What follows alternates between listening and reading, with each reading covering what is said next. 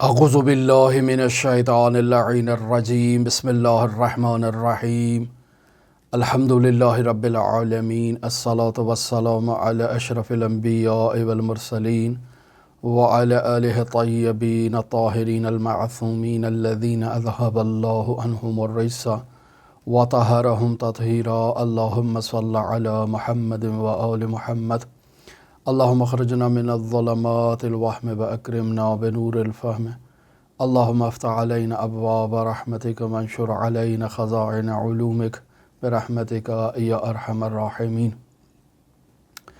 عزیزان محترم، تاریخ اسلام کی گراں قدر ترین علمی شخصیات، شیعی شخصیات، عرفانی شخصیات کا آپ کی خدمت میں تعارف کروا رہے تھے، اور انہی شخصیات میں سر فہرست جو جلیل القدر شخصیت موجود ہیں ان کا نام ملا صدرہ ہے۔ صدر الدین محمد بن ابراہیم بن یحییٰ قیوامی شیرازی یعنی ملا صدرہ رحمۃ اللہ علیہ حکمت مطالعہ کے بانی ہیں، نہایت ہی گراں قدر فیلسوف اور حکیم متعلع ہیں۔ ہم نے گزشتہ 2 درسوں میں ملا صدرہ رحمۃ اللہ علیہ کے حالات زندگی کو بطور خلاصہ آپ کے سامنے پیش کیا۔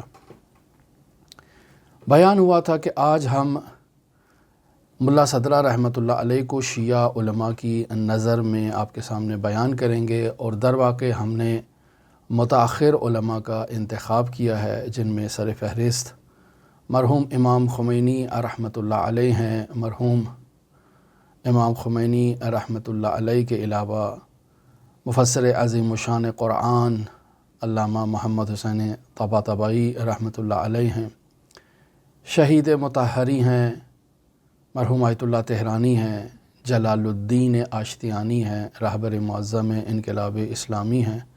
در واقع ایسی شخصیات جو عالم اسلام میں شہرا شخصیت ہیں، مشہور شخصیت ہیں، معروف شخصیات ہیں، ان کی آراء سے اور ان کے بیانات سے ہم ملا صدرہ رحمۃ اللہ علیہ کی شخصیت کو آپ کی خدمت میں کچھ حد تک بیان کریں گے۔ مقدمتاً آپ کی خدمت میں بیان کرتے چلیں کہ ملا صدرہ رحمۃ اللہ علیہ پر تاریخ تشیع میں ایک نہایت ہی جفا ہوئی، نہایت ہی ظلم ہوا، اور وہ صدرہ کی تکفیر ہے۔ نہ صرف صدرہ کی تکفیر ہے بلکہ صدرہ کے علم، حکمت مطالعہ کو منفی انداز میں دیکھنا، خود فلسفہ کو منفی انداز میں دیکھنا، علماء فلسفہ کو منفی انداز میں دیکھنا، یہ واقعاً ایک بہت بڑی جفا ہے تاریخ تشیع میں۔ اس سلسلے میں مقدمتاً بیان کروں ایک واقعہ جو آیت اللہ شبیری زنجانی نے نقل کیا ہے، آیت اللہ رضا زنجانی سے مرحوم۔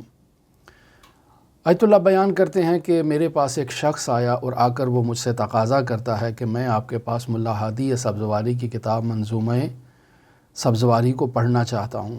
منظومہ در واقع ملا صدرہ رحمۃ اللہ علیہ کے فلسفے کو ملا ہادی سبزواری نے پہلے اشعار کی صورت میں بیان کیا، اور پھر انہی اشعار کی مختصر سی تشریح انہوں نے کی۔ 3 حصوں پر مشتمل ہے۔ پہلا حصہ اس کا منطق ہے، دوسرا حصہ اس کا الہیات بمعنی الاعم ہے، تیسرا حصہ الہیات بمعنی الاخص ہے، اور پھر اس کے بعد طبیعیات کی بحث انہوں نے کی ہے۔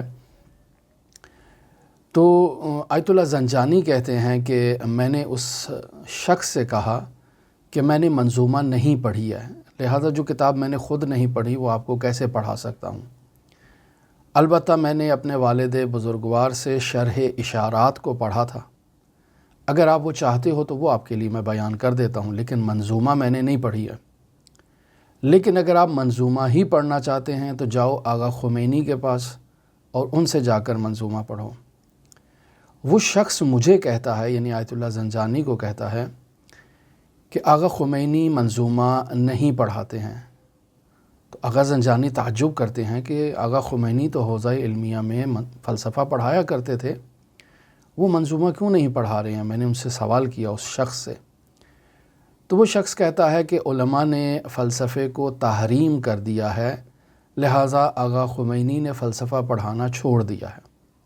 بالاخرہ ایک ستم ظریفی ہے کہ بعض علماء کی جانب سے کم لطفی ہے اور بعض علماء کی جانب سے ایسے معارف کا راستہ روکنے کا یہ ایک انداز ہے، ایک طریقہ کار ہے۔ وہ یہ سمجھتے ہیں کہ ایسے نایاب معارف اگر معاشرے میں منتقل ہو جائیں تو شاید معاشرے کے لوگ گمراہ ہو جائیں۔ تو پھر اس طرح سے تو تمام وہ علوم جن کو پڑھ کے اگر معاشرے میں لوگ گمراہ ہوئے ہیں، سب کا راستہ بند کر دینا چاہیے۔ مثلاً اگر کوئی فقہ پڑھ کر گمراہ ہوا ہے تو فقہ کو حرام کر دینا چاہیے۔ اگر کوئی تفسیر پڑھ کر گمراہ ہوا ہے تو اس کو بھی تحریم کر دینا چاہیے۔ بس معیار اگر یہ ہو کہ ایک نافہم انسان اگر کسی کتاب کو یا کسی مطلب کو پڑھنے سے اس کے وجود میں تبدیلی آ جاتی ہے، گمراہی آ جاتی ہے، تو یہ تو تمام علوم کو پڑھنے سے ایسے ہو سکتا ہے۔ تو بس قانون کو پھر تمام علوم پر لاگو کیا جائے۔ تو آغا زنجانی اس سے کہتے ہیں کہ اگر علماء نے فلسفے کو تحریم کر دیا ہے اور آغا خمینی نے فلسفہ پڑھانا چھوڑ دیا ہے، تو پھر تم کل سے میرے پاس آؤ، میں منظومہ کا مطالعہ کروں گا اور تمہیں منظومہ پڑھاؤں گا تاکہ اس تحریم کا راستہ روکا جائے، تاکہ اس تحریم کو ختم کیا جائے۔ اور پھر جب یہ تحریم ختم ہو جائے اور آغا خمینی دوبارہ منظومہ پڑھانا شروع کر دیں تو پھر میں تاکید کرتا ہوں کہ جاؤ جا کر تم آغا خمینی سے منظومہ پڑھو۔ لہٰذا اگلے دن سے وہ شخص آغا زنجانی کے پاس منظومہ پڑھنا شروع کر دیتا ہے کہ وہ شخصیات جنہوں نے فلسفے کو تحریم کیا تھا وہ آغا زنجانی کے پاس آ جاتی ہیں اور پوچھتی ہیں ان سے کہ آپ منظومہ پڑھاتے ہیں؟ آغا زنجانی کہتے ہیں کہ جی ہاں۔ وہ شخصیات کہتی ہیں کہ نہ پڑھائیں۔ آغا زنجانی کہتے ہیں کہ کیوں نہ پڑھاؤں؟ وہ کہتے ہیں مضر ہے۔ تو آغا زنجانی انہیں جواب میں کہتے ہیں کہ علم کبھی مضر نہیں ہوتا، علم ہمیشہ نافع ہے۔ وہ کہتے ہیں کہ یہ مضل ہے۔ آغا زنجانی جواب میں کہتے ہیں کہ میں تو فلسفہ پڑھاؤں گا، کوئی مضر نہیں ہے۔ ان علوم کو ان کا راستہ روکنا یہ درست نہیں ہے، چونکہ در واقع یہی وہ علوم ہیں کہ جنہوں نے عقائد حقہ کی تحکیم میں بزرگان نے ان سے مدد لی ہے، اور ان علوم نے عقائد حقہ کی تحکیم میں بہت اہم کردار ادا کیا ہے۔ انسان نے اگر کسی علم کو نہیں پڑھا تو اسے یہ حق حاصل نہیں ہے کہ وہ اس علم کو حرام قرار دے دے۔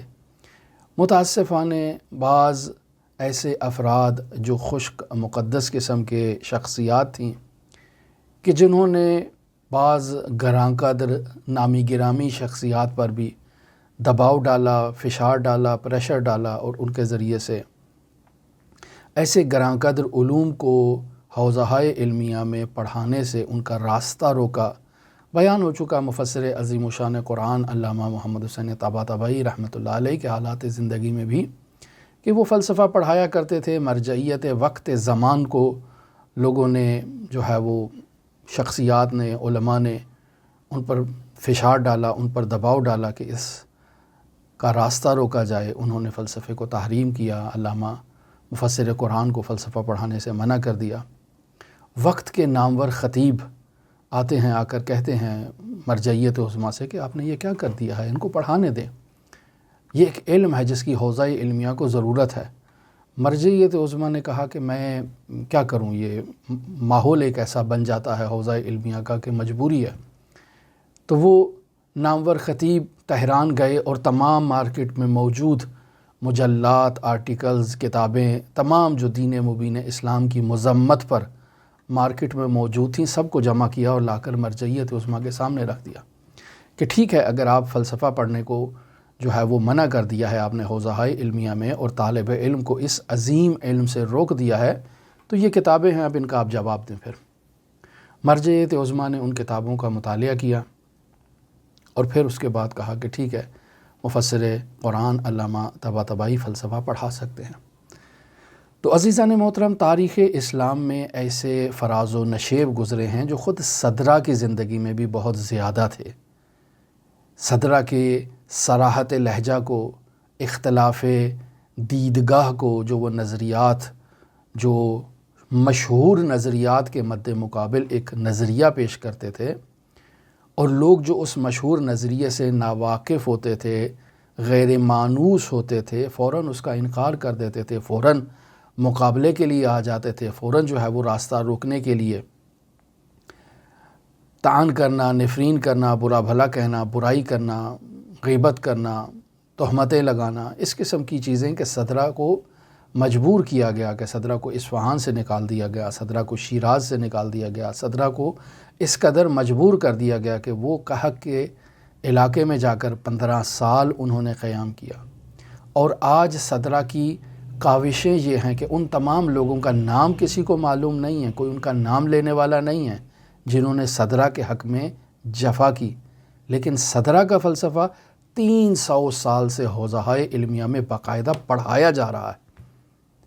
تو یہ صدرہ کی کامیابی ہے، ان کی کامیابی نہیں ہے۔ یہ صدرہ کا علم ہے کہ جو عالمی طاغوت کے مد مقابل ایسے نابغہ جوانوں کی تربیت کرتا ہے، ایسے نابغہ شخصیات کی تربیت کرتا ہے کہ جو اسلام کا علم بلند کرتے ہیں، اسلام کا پرچم بلند کرتے ہیں، جو اسلام کے اعتقادات کا، معارف حقہ الہیہ کا عالمی دنیا کے سامنے دفاع کرتے ہیں اور نوجوانوں کو جہالت سے، غفلت سے باہر نکالتے ہیں۔ میں علماء میں سب سے پہلے آپ کی خدمت میں امام خمینی رحمۃ اللہ علیہ کی زبان سے صدرہ کا ایک مختصر سا تعارف بیان کروں گا۔ ایک صحافی نے آ کر امام خمینی رحمۃ اللہ علیہ سے سوال کیا کہ رسول خدا صلی اللہ علیہ وآلہ وسلم اور سید الاوصیاء امیر المؤمنین علی بن ابی طالب علیہ آلاف و تحیت و ثنا کی شخصیات یہ بے نظیر شخصیات ہیں، معصوم شخصیات ہیں، ان شخصیات کو ابھی آپ سائڈ پہ رکھیں، آپ ان شخصیات کے علاوہ کس شخصیت سے متاثر ہیں؟ اور قرآن مجید جو ایک آسمانی کتاب ہے اس کتاب کو بھی علیحدہ رکھیں، ان کے علاوہ آپ کس کتاب سے متاثر ہیں جو آپ کی شخصیت کی تکوین میں اور تشکیل میں جس کا اہم کردار ہے۔ آیت اللہ خمینی رحمۃ اللہ علیہ بیان کرتے ہیں کہ میں نے اس صحافی کے جواب میں یہ کہا کہ اس سوال کا جواب دینے کے لیے تھوڑا غور کی ضرورت ہے، تھوڑا تتبع کی ضرورت ہے۔ بہت ساری ایسی چیزیں ہیں جسے یہاں بیان کیا جا سکتا ہے۔ مثلا میں فلسفے میں ملا صدرہ سے متاثر ہوں، روایات کی کتابوں میں میں کافی سے متاثر ہوں، فقہ میں میں جواہر سے متاثر ہوں، اور پھر خلاصہ بیان کرتے ہیں کہ ہمارے علوم اسلامی اس قدر غنی ہیں اور اس قدر شخصیات ہیں، اس قدر کتابیں ہیں کہ جنہیں اگر گننا شروع کر دیں تو بہت زیادہ ایک فہرست طویل جو ہے وہ مرتب کی جا سکتی ہے۔ لہٰذا یہ سوال کا جواب دیا آیت اللہ خمینی نے اس صحافی کے سامنے۔ پھر آیت اللہ احمد فہری جو کتاب امام خمینی رحمۃ اللہ علیہ نے دعائے سحر کی تشریح میں جو کتاب لکھی ہے، شرح دعائے سحر، اس کتاب کے مقدمے میں آیت اللہ احمد فہری بیان کرتے ہیں کہ امام خمینی رحمۃ اللہ علیہ ملا صدرہ کے بارے میں حساس تھے اور اس حساسیت کو ظاہر کیا کرتے تھے، اور گزشتہ حکماء اور عرفاء میں امام خمینی رحمۃ اللہ علیہ کا ملا صدرہ سے ایک خاص قسم کا لگاؤ تھا، ایک خاص قسم کی عقیدت تھی۔ وہ ملا صدرہ کو ایسا محقق اور ایسا ماہر بیان کرتے تھے کہ جنہوں نے معارف اسلامیہ کو بخوبی سمجھا ہے، معارف اسلامیہ کے حقائق کا ذائقہ چکھا ہے، معارف اسلامیہ میں موجود جو پیچیدگیاں تھیں، جو غامض مطالب تھے، جو مشکل مطالب تھے، ان کی مشکلات کو، ان کی پیچیدگیوں کو ملا صدرہ جیسی شخصیت نے نقاب کشائی کی ہے اور بیان کیا ہے۔ لہٰذا یہ بات بھی نقل کی جاتی ہے آیت اللہ خمینی کی زندگی میں کہ وہ درس پڑھا رہے تھے تو کسی نے آ کر انہیں اطلاع دی کہ فلاں شخصیت نے ملا صدرہ کی شان میں گستاخی کی ہے۔ منقلب ہو گئے اور بیان کیا کہ ان کوتاہ فکروں کو، ان باتوں کی طرف توجہ دینی چاہیے کہ جس چیز کا انہیں سمجھ نہیں ہے، جس بات کو وہ نہیں جانتے ہیں، انہیں اس مسئلے کے اندر مداخلت نہیں کرنی چاہیے۔ اپنی زبان کو استعمال کرتے وقت جو ہے وہ حد ادب کا دائرہ رکھنا چاہیے۔ شخصیات کے بارے میں نامناسب قسم کے الفاظ استعمال نہیں کرنے چاہیے۔ ملا صدرہ ہیں، تمہیں کیا معلوم کہ ملا صدرہ کیا ہے؟ اور ایسے ہی کلمات اسفار کے بارے میں بھی بیان کیے کہ اسفار ہے، تمہیں کیا معلوم کہ اسفار کی قدر و قیمت کیا ہے، اسفار کی ویلیو کیا ہے، اسفار کا مقام کیا ہے۔ صدرۃ المتعلہین ایک ایسی شخصیات ہیں کہ جنہوں نے معاد جسمانی سے وہ مشکلات اور غامض پیچیدہ چیزوں کو حل کیا ہے جنہیں ابو علی سینا بھی حل نہیں کر سکتے تھے اور نہیں حل کر پائے، اور انہوں نے اعتراف کیا کہ یہ مسئلہ پیچیدہ مسئلہ ہے اور میں اس پر صرف اس وجہ سے اعتقاد رکھتا ہوں چونکہ یہ اسلامی مسلمہ حقائق میں سے ہے، رسول خدا صلی اللہ علیہ وآلہ وسلم نے بیان کر دیا ہے، وگرنہ اگر علمی دلیل کے اعتبار سے آپ کہیں تو میرے پاس کوئی علمی دلیل نہیں ہے اس بات کے لیے۔ ملا صدرہ وہ شخصیت ہے کہ جنہوں نے معاد جسمانی کو باقاعدہ علمی اصولوں کے مطابق اسے حل کیا اور ان مشکلات کو واضح کیا، نقاب کشائی کی۔ پھر آپ دیکھیں امام خمینی رحمۃ اللہ علیہ وہ روس کے اس میخائیل گورباچوف کو جو ایک نہایتی اہم اور نہایتی تاریخی پیغام جو بیان کرتے ہیں، تو اسے کہتے ہیں کہ آپ اپنے مکتب کے بڑے اساتذہ سے کہیں کہ وہ صدر المتعلہین کی حکمت مطالعہ کی طرف رجوع کریں۔ جب وہ رجوع کریں گے حکمت مطالعہ کی طرف تو انہیں معلوم ہو جائے گا کہ علم کی حقیقت مادی نہیں ہے، علم مجرد عن المادہ ہے۔ ہر قسم کی فکر جو ہے وہ مادے سے منزہ ہے، پاک ہے، اور اس پر مادے کے احکام کو لاگو نہیں کیا جا سکتا۔ لہٰذا امام خمینی رحمۃ اللہ علیہ کا وہ خط اگر دیکھا جائے تو اس میں امام خمینی نے اسلام کی دو بے نظیر شخصیات کا تعارف کروایا ہے، ایک ملا صدرہ ہیں اور ایک ابن عربی ہیں، کہ آپ ان کی طرف رجوع کریں، ان کے آثار کا مطالعہ کریں، ان کی کتابوں کا مطالعہ کریں۔ اس موجودہ صورتحال سے اگر آپ باہر نکلنا چاہتے ہیں تو یہ آپ کے لیے راہ گشا ہیں۔ خود اس کو نہیں کہا کہ تم مطالعہ کرو کیونکہ اس میں صلاحیت نہیں ہے، وہ ایک سیاستدان ہے، ایک لیڈر ہے، ممکن ہے کچھ حد تک فلسفی اور علمی مباحث سے بھی آگاہی رکھتا ہو، لیکن جو اساتید ہیں، جو نابغہ ہیں ان کے، کہ جو ان مسائل کی طرف اگر مطالعہ کریں، دقت کریں تو ان کی گہرائیوں کو سمجھ سکتے ہیں، ان کے لیے کہا کہ اپنے مکتب کے اساتید سے کہیں کہ وہ ملا صدرہ کی حکمت مطالعہ کا مطالعہ کریں، اس کی طرف رجوع کریں، انہیں معلوم ہو جائے گا کہ علم مادی نہیں ہے، مجرد عن المادہ ہے۔